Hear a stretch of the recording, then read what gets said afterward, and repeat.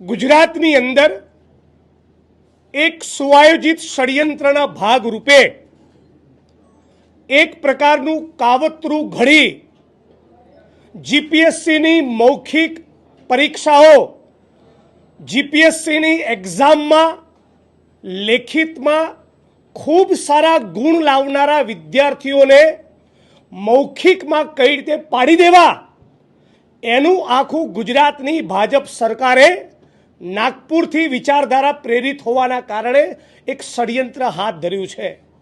આ બીજું કશું નથી, એ ગુજરાતના આદિવાસી, ઓબીસી અને દલિત સમાજના એકલવ્યોના અંગૂઠા કાપવાનું ષડયંત્ર અને સાજિશ છે।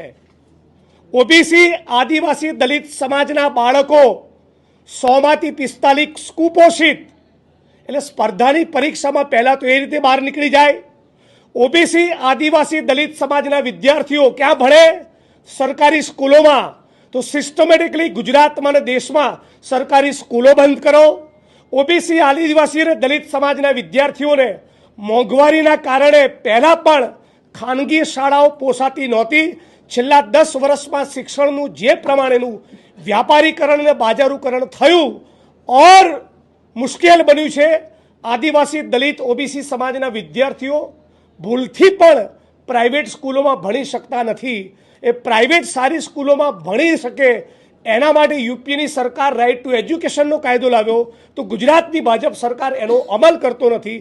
પણ આ બધા છતાં કાળી મજૂરી કરીને જે ઓબીસી, આદિવાસી, દલિત સમાજના વાલીઓ પોતાના બાળકોને, પોતાના સંતાનોને, વિદ્યાર્થીઓને ભણાવે છે, એ વિદ્યાર્થીઓ લેખિતમાં એ તેજસ્વી તારલાઓ ઝળકી ઉઠે તો એમણે જીપીએસસી સિસ્ટમેટિકલી ઓરલમાં અતિ ઓછા માર્ક આપી પાડી દે છે, અને લેખિતમાં જેના અત્યંત ઓછા માર્ક આવ્યા છે એને મૌખિકમાં ખૂબ મોટી સંખ્યામાં ગુણ આપી એ મોટા પદોમાં બિરાજમાન થાય, અમારા માથે બેસે, એવું આખું એક ષડયંત્ર હાથ ધર્યું છે। આની વિરુદ્ધમાં આજે ઓબીસી, આદિવાસી, દલિત સમાજના રાજકીય અને સામાજિક સૌ વડીલો, આગેવાનો, અગ્રણીઓ એકત્રિત થયા।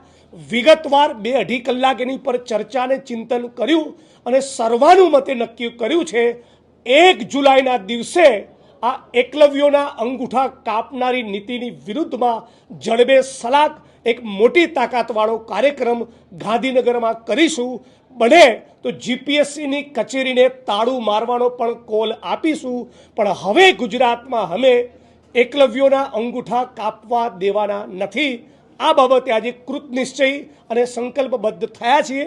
અને તૈયારીના ભાગરૂપે આખા ગુજરાતના 33 જિલ્લામાં, 250થી વધારે તાલુકામાં અને દરેકે દરેક શહેરમાં અમે લોકો આવનારા દિવસોમાં દલિત, આદિવાસી, ઓબીસી સમાજને જગાડવા આ મુદ્દે રોડ પર ઉતરે, બંધારણીય માર્ગે લડત કરે, એના માટે તૈયાર પણ કરવાના છીએ। આટલી વાત આ પ્રેસ કોન્ફરન્સના માધ્યમથી કરીએ છીએ।